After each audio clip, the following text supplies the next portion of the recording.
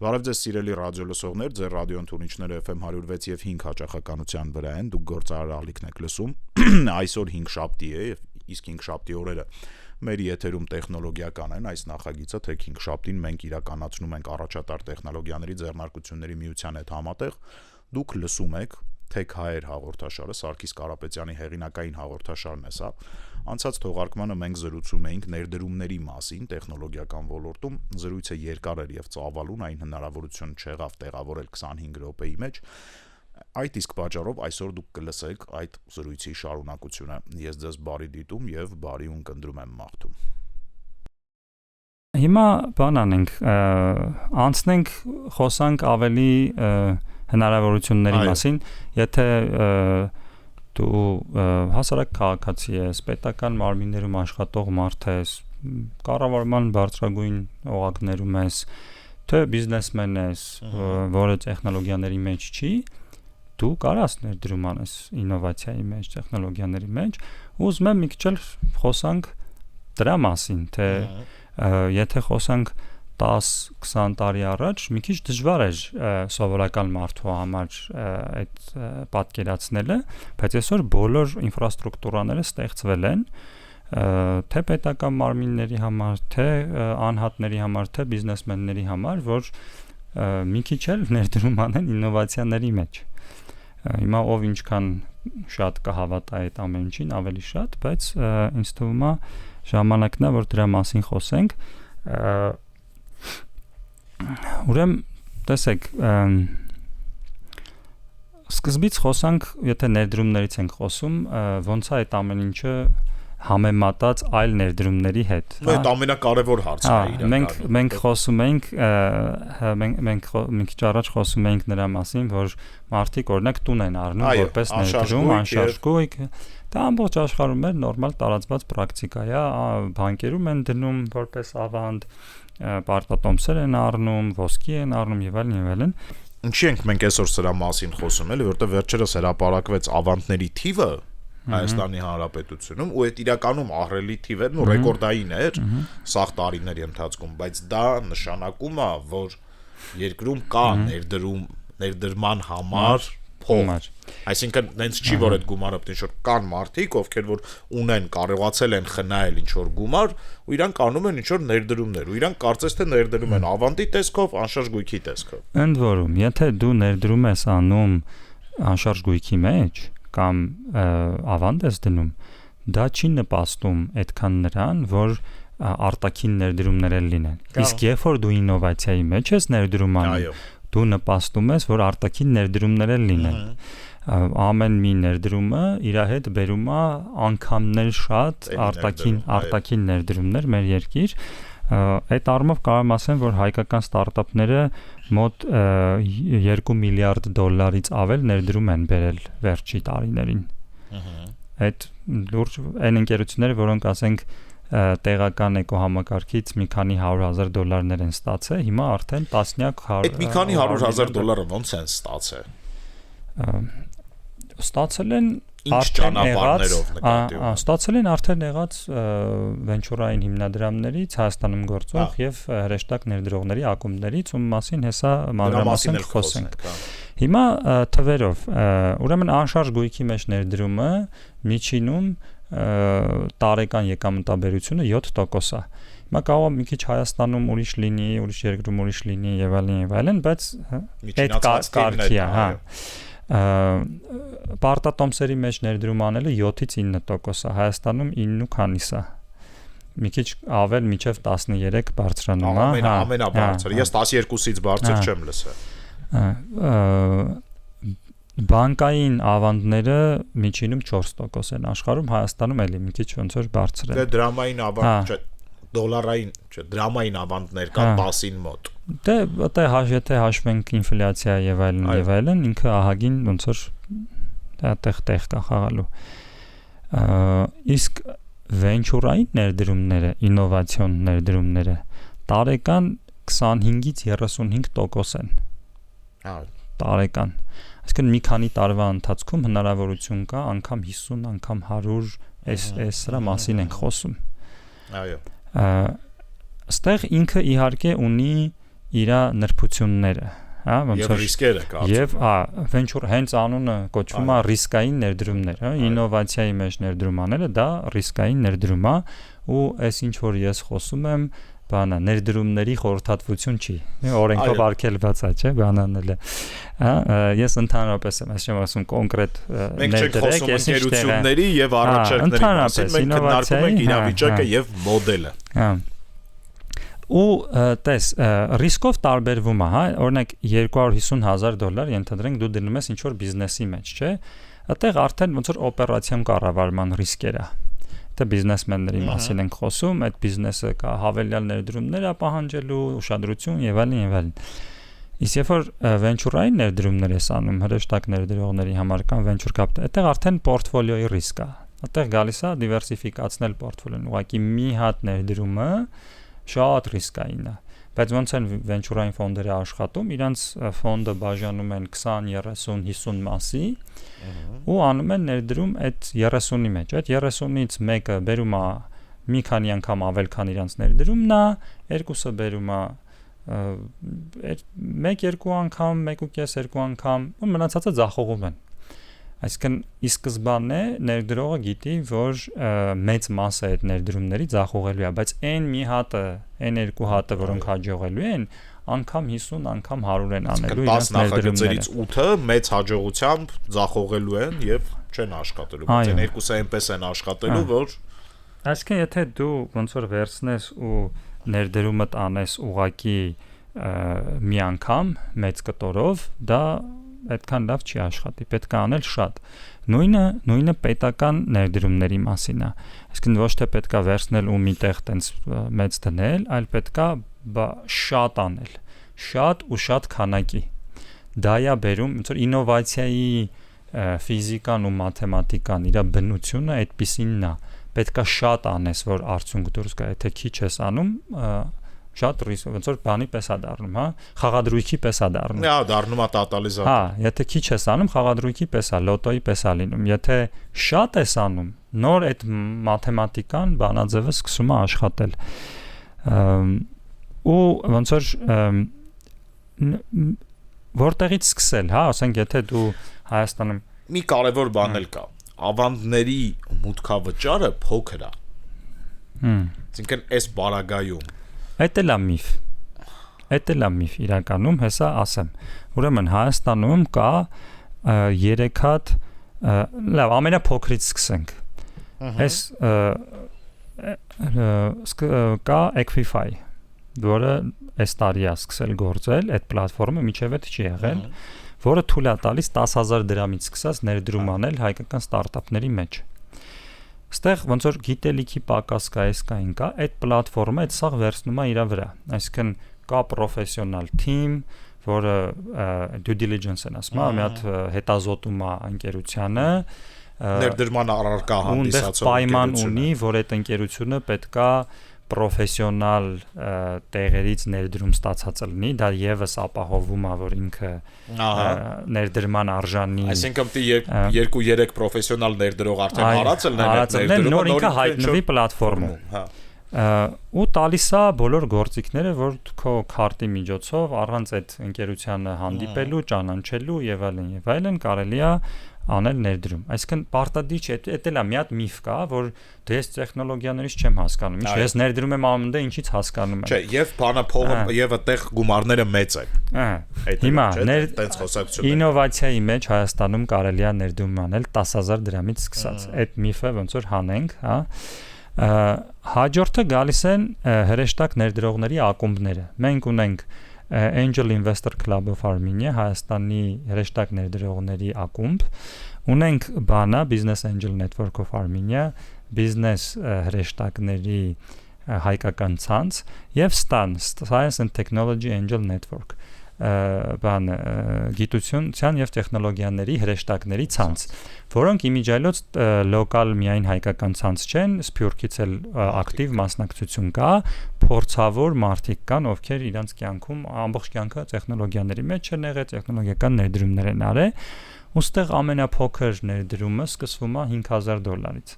Այսինքն եթե դու ունես տարեկան $5,000, ամեն տարի կարող ես $5,000 ինովացիայի մեջ ներդրում անես։ Ու այդ 5,000-ն էլ է, չէ՞, բաժանվում մի քանի նախագծի մեջ։ Չէ,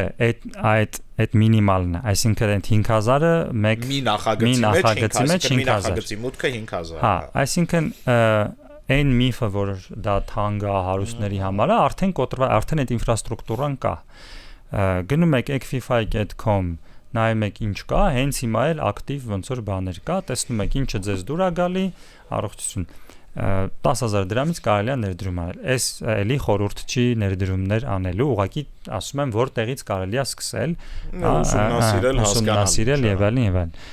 Հաջորդը մի քիչ ավելի լուրջ։ Նույն angel network-ներում կարելի է մեծ ներդրումներ անել, 5,000-ը դա մինիմալն է։ Այդտեղ կան պրոֆեսիոնալ մարդիկ, կան մեխանիզմներ, սինդիկատներ, այսինքն մի պրոֆեսիոնալ ներդրողը ամբողջ աշխատանքը անում է բանակցությունները, իր հավանականությունները եւ այլն, մյուսները ուղղակի միանում են, այսինքն կարելի է գնալ դառնալ ակումբի անդամ, մասնակցել այդ process-ներին ու սովորել։ Եթե մի հատ ներդրող անում է, ոչ մեկ չի ստիպում քեզ, որ դու գնաս, տենց փողերը բաժանես, հա։ Մենք տեսնում ես, եթե այս մարդուն վստահում ես որպես պրոֆեսիոնալ, տենում ես իր փորձը, նախկինում ես կարելի է նայել, չէ, ինքը ուրամը ոնց է դուրս եկել, որտեղից ոնց է դուրս եկել, կարելի է հետևից դնել։ Իմիջայլոց այս հրեշտակ ներդրողների ակումբների վերջին 5 տարիներին, 5-10 տարիներին են ակտիվացել ու նոր առաջի փորձը կա, ու մենք ունենք հրեշտակներ, ովքեր անգամ 20, անգամ 30 արդեն վերադարձ են ունեցել։ Ու այս նոր ալիքա բերելու հրեշտակներ դրողների միջև այդ ոնց որ մարդիկ այդքան չէին հավատում, բայց արդեն արդյունքները երևում է, կարելի է այդ մարդկանց հետ խոսալ, ողջևորվել ու մասնակցել, հատեղ կարելի է միջև $1 միլիոն որպես անհատ հրեշտակ ներդրող, միջև $1 միլիոն կարելի է ամեն տարի ներդրում անել։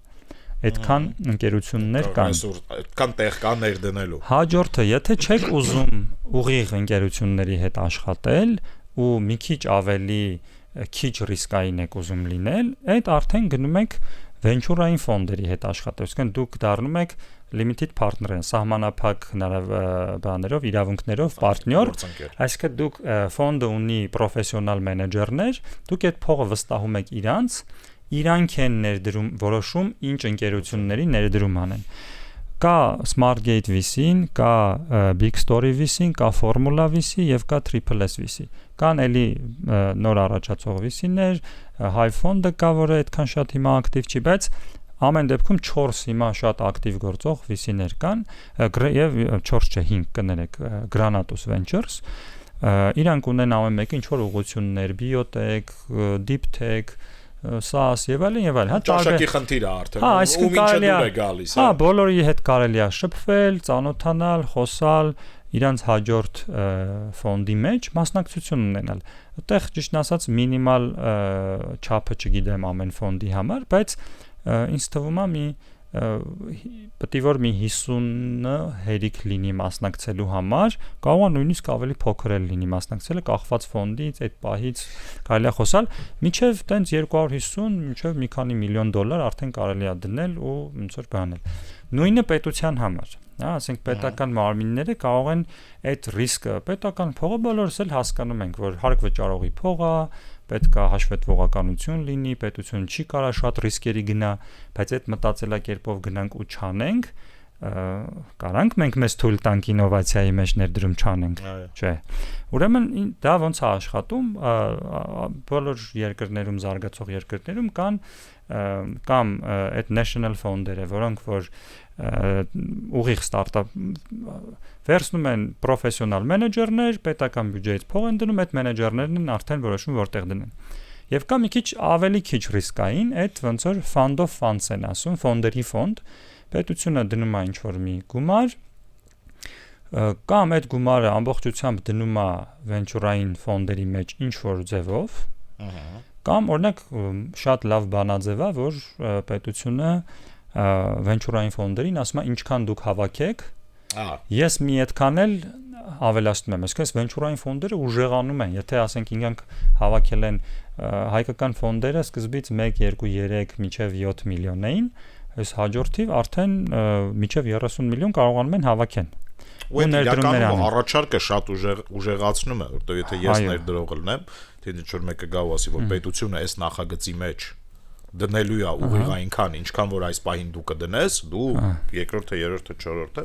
ինքը շատ տպավորիչ առաջարկ է այդ, էլ։ Այո, մյուս ձևը, որ կա հայտնի ձևեր, այդ ընկերություններին ուղիղ դնելն է, երբ որ ընկերությունները ինստիտուցիոնալ պրոֆեսիոնալ հրեշտակներից կամ ինստիտուցիոնալ venture capital ֆոնդերից ներդրում են ստանում կամ ինչ որ ակսելերացիոն ծրագիր են անցնում, դա արդեն ոնց որ ապահովում է որոշում կայացնող, թե պետությունության կառույցներում չկա այդ փորձը, գիտելիքը, բայց կարելի է վստահել երրորդ կողմերին, որոնք որ արդեն եթե իրանց գումարը դնում են, ուրեմն այդ հաշվարկը արել են ու կրկնապատկում են, հա։ Մենք հիմա օրինակ տենց քաղաքականություն ենք մշակում մեր քաղաքականությունների մշակման բաժնում ու պատրաստվում ենք առաջարկել կառավարությանը նման մոդելներից մեկով աշխատել, խոսակցություններ կան, երկար ժամանակ է այդ ֆոնդի մասին խոսակցություններ կան, բայց դեռ ոնց որ դանդաղ է գնում, այդտեղ հիմա փորձում ենք ակսելերացնել, բայց էդ էլ է ոնց որ բան կամ գրանտային ներդրումներ, կառավարությունը նախորդ տարիներին ԱԱԳ-ին գրանտային ինովացիոն գրանտային ներդրումներ արել է, որոնք իրանց արդյունքները տվել են։ Իմիջիայլոց մի հատ էլ ստեղ կոմպոնենտ կա, որ ռիսկերը պակասացնում է, վենչուրային ներդրումները դրանք միայն երբ որ կորուստ է լինում, ասենք թե դու արեցիր 30 հատ ներդրում, մեկը հաջողեց, քո գումարները եկել է, դու ուրախ ես, այն մյուսները անհաջող են, չէ՞։ Այդ անհաջողները գիտելիք են ձեռք բերում։ Այո։ Եթե դու ներդրում ես անում ինչ որ մի հատ բանի մեջ, որի գինը ընկնում է կամ փչանում է կամ ինչ անում, տեղից ոչ մի գիտելիք չի կուտակվում։ Կամ երբ որ արտասահմանում ես ներդրում անում, այսինքն ինքը մինչև տապալվելը, ինքը ինչ որ ճանապարհ անցնում, մասնագետներ են դրա վրա աճում, ինչ որ գիտական առաջընթաց է տեղի ունենում։ Հիմա իմ ընկերությունը մինչև ԱՏԶՄ տնօրեն դառնալը, Embry-Tech-ով մենք ներգրավել ենք $1,100,000 ներդրում, եւ այս հրեշտակներից, եւ VC ֆոնդերից, եւ գրանտերից, պետական գրանտել ենք շահել, հետազոտական նախագիծ ենք արել պետական գրանտով, մեր product-ը զարգացրել ենք։ Ընկերությունը հիմա ձախողել է, նորմալ է, հա, մինչև 100-ից 90-ը ձախողում են, այսինքն ի սկզբանե դա հայտնի է այդ ներդրումը, որ կարա ձախողի։ Բայց այդ թիմը, որը ձևավորվել է, որը մրցակցել է, իմ փորձը, մեր թիմի փորձը, մեր թիմի անդամները գնացել են ուրիշ ընկերություններ, ես եկել եմ ԱՏԶՄ, այդ գիտելիքը բերել եմ համայնքի հետ, փորձում եմ կիսել, վերջերս նորից այդ ընկերությունները, այդ ձեռներեցները։ Այո, վերջը $1,200,000 ծախսվել է Հայաստանում հայկական տնտեսության մեջ, նշի որ մեկը վերցրել փախել է այդ փողը, էլի։ Մենք այդ գրանտի շնորհիվ կարողացել ենք Կանադայից նոր ավարտած ուսանող computer science-ի շատ բարձր ոնց որ գնահատականներով բերենք բանով Birthright Armenia-ով եկել էր Հայաստան, բերել ենք մեր ընկերություն, սկզբից 6 ամիս որպես կամավոր, հետո այդ գրանտը որ ստացանք, իրան ոնց որ վարձեցինք, իրան համոզեցինք, տեղափոխվեց Հայաստան, մեր ընկերությունը փակվեց, բայց ինքը գնաց Երևան AI հետազոտող է։ Այո։ Այսինքն եթե մենք չափենք ուղիղ ներդրումով, հա, տես այդ $1,100,000 ներդրվեց այդ ընկերության մեջ, ինչ արդյունք եղավ, ուղիղ հետադարձ ֆինանսական ներդրողները չունեցան, որի համար ոնց որ ցավում եմ, ինքս էլ իմ կյանքից 7 տարի դրեցի ամենամեծ ներդրողը ես ու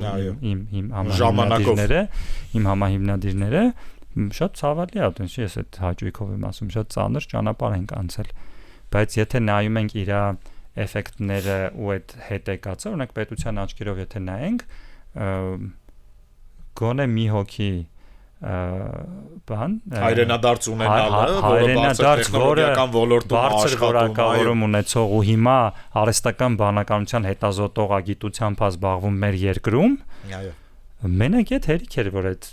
ներդրումը արդարացվի պետության կողմից։ Այսինքն սենց փորձենք, հա, բանաձևենք, երբ որ ինչ որ շինարարական նախագիծ է տապալվում,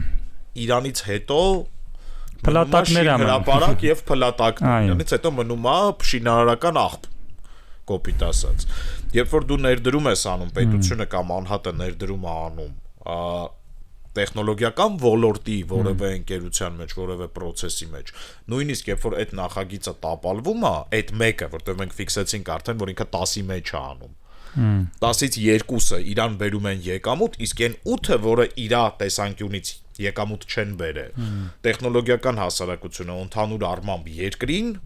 էլի օգուտ է բերում նրանով, որ արվում են գիտական աշխատանքներ եւ այդ գումարը մնում է տնտեսության մեջ, այսինքն դրանից հետո էլի ինչ որ դրական լավ արդյունք է մնում։ Ինքը ամեն դեպքում չի վնասում հասարակությանը, այլ հələ հակառակը։ Հա, երկրի բրենդն է բարձրացվում, այդ գիտելիքը հետազոտական աշխատանքից գիտելիքներ է գեներացվում եւ այլն։ Հա։ Ու ասեմ ձեզ, ոնց որ մեր ներդրողների մեծ մասը, երբ որ ասացինք, որ դադարեցնում ենք, իրանց ռեակցիան նոր բան սկսեք, էլի կդնենք, որտեղ իրանք գիտեն, որ այդ գիտելիքը արդեն կուտակվել է։ Մի խոսքով մի քանի կետ, էլի։ Հա, ամփոփելու համար։ Ինովացիան եւ տեխնոլոգիաները միայն հարուստների համար չի, ճիշտ հակառակը, ինչքան աղքատես ու ինչքան զարգացող ես, այնքան շատ ավելի շատ պետք է ագրեսիվ ներդրում անես ինովացիայի մեջ։ Ինովացիաները ռիսկային են, բայց վերադարձնում են անհամեմատ ավելի շատ, քան որևէ այլ տնտեսության ճյուղ։ Հայաստանում ինովացիաների մեջ ներդրում անելը բարդ չի, պարտադիր չի դրա մասին գիտելիք ունենաս, կարելի է միանալ արդեն անողներին։ Ու պարտադիր չի դու ունենաս տարեկան ֆանտաստիկ եկամուտներ, 10,000 դրամից սկսած կարելի է ինովացիաների մեջ ներդրում անել։ Եվ ստանալ պատիկները, մասնակցել երկրի զարգացմանը, Հայաստանի գեոպոլիտիկ դերը բարձրացնել, անուն թողել պատմության մեջ, բել ինչ ասեմ։ Ես համաձայն եմ, երևի Skype-ի առաջին ներդրողները շատ հպարտ են։ Այո։ Պետք չի միանգամից մեծ բաներ անել, կարելի է սկսել փոքրից։ Հասկանալով, ընկալելով, գնալով մեծացնել։ Հավասար գիտելիք ու հնարավորություններ բերել ամբողջ երկրի մակարդակով բոլոր կողմերից դրական երևույթ է դա, թե պետության համար, թե հասարակության։ Ու հիշենք, որ հա, մասնակցել երկրի անվտանգության պնդացմանը ու հիշենք, որ մենք չենք կարող մեզ թույլ տալ ներդրում չանել ինովացիաների մեջ։ Այո։ Սրանով ավարտենք, սիրելի ռադիո լսողներ, մենք շարունակենք այս թեման բացել, այսինքն գնալով ինչ-որ նոր բան դնի, խնդրենք, որ Սարգիսը մեզ անպայման տեղեկացնի ինչ վիճակում է։ Դες էլ երևի թե հետաքրքրեց հայերը սիրում են էլի ներդրում անել, ամեն դեպքում մենք բոլորս ավելի շատ ձեռնարկատերեր ենք, քան վարձու աշխատակիցներ իմ տպավորությամբ։ Շարունակենք գործարար ալիքը լսել, սա Թեքայր հաղորդաշարն էր, հիշեցնեմ, սա Սարգիս Կարապետյանի հեղինակային հաղորդումն է։ Երկրորդ խոսափողի մոտ Դավիթ Խումարյանն էր, կհանդիպենք։